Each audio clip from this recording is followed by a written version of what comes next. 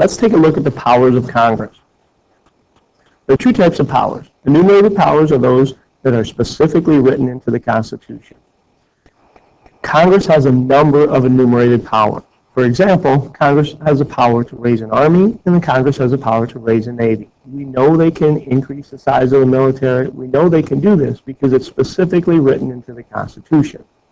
A second type of power that Congress has are known as implied powers. These powers are not specifically written into the Constitution, but they're hinted at, and they originate from the necessary and proper clause. Now, we'll get to the necessary and proper clause later in more depth, but what you need to know is that any implied power must be related or tied to, associated with, one of their enumerated powers. So a good example of that would be the draft. Congress, it doesn't give Congress the enumerated power to force people to serve into the military, but that's what a draft is doing. But Congress has the enumerated powers to raise an army and raise a navy. So it's implied or hinted at that they could draft people into that military.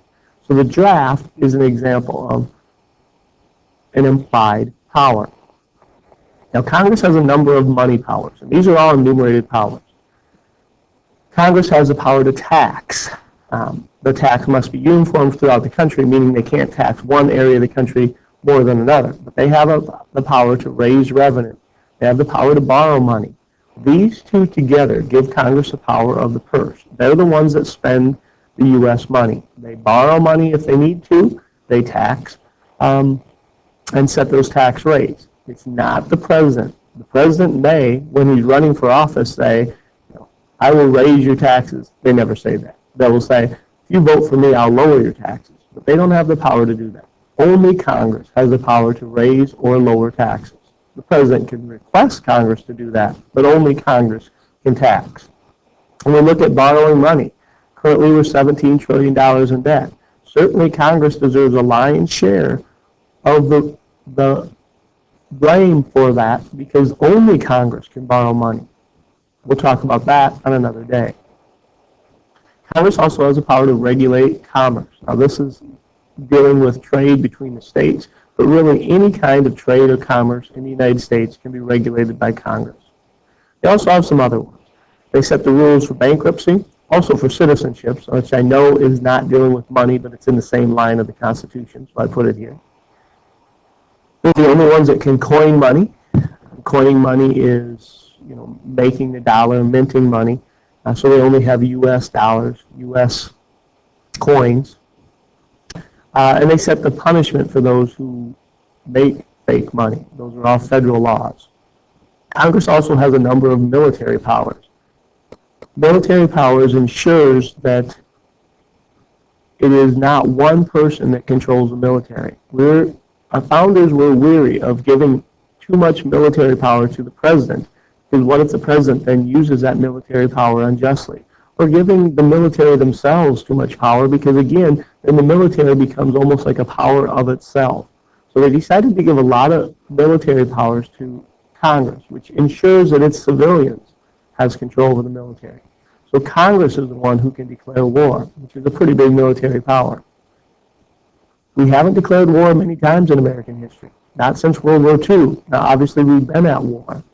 And in the current wars that we're in Afghanistan and in Iraq, the wars that we fought in the Gulf War, the war that we fought in Vietnam, a lot of those wars were not actually declarations of war. However, Congress did authorize the president to take military action. So they used this power without actually declaring war. Congress has the power to raise an army and a navy. Then they could also decrease the size of the army and navy if they chose. They set the funding for the military. They make the rules for the military. And they also make the rules on the militia, which is our National Guard, and when they can be called up into service. So a number of military powers were given to Congress. Some miscellaneous powers that Congress has. They can make post offices and roads. They set the rules for copyrights and patents. Now, copyright protects drawings, creations, I guess. Drawings, pictures, writings like books, poems, music, those kinds of things. Excuse me. Patents protect invention.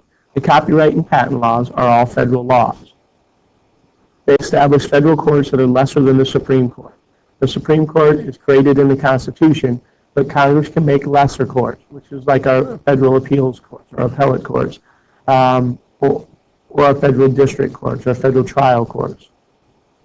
Because Washington, D.C. is not a state, they don't have a state legislature. So Congress makes the powers, or excuse me, Congress makes the laws for Washington, D.C.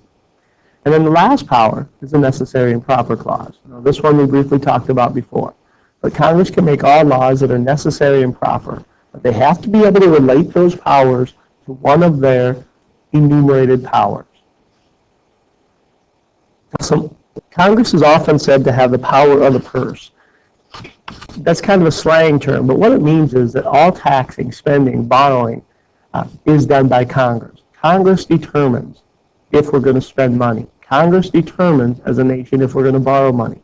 The president can ask for money.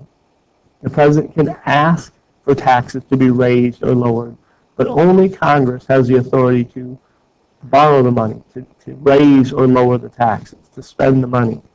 So Congress has the power of the purse, is what it's referred to as. But there's a couple other powers that are not given to Congress, but are given just to the Senate. One of those is confirmation power. All presidential appointments must be confirmed by a majority vote of just the Senate. Now, presidential appointment could be an ambassador, but usually we hear about this when we talk about federal judges. If a Supreme Court justice resigns or passes away, the president must appoint a new Supreme Court justice. But the Senate must confirm that. That's the power that the Senate has. It's a majority vote to confirm. And then when it comes to treaties, the president can make treaties with other countries. However, those treaties must be ratified with a two-thirds vote of the Senate. And we call those things ratification power.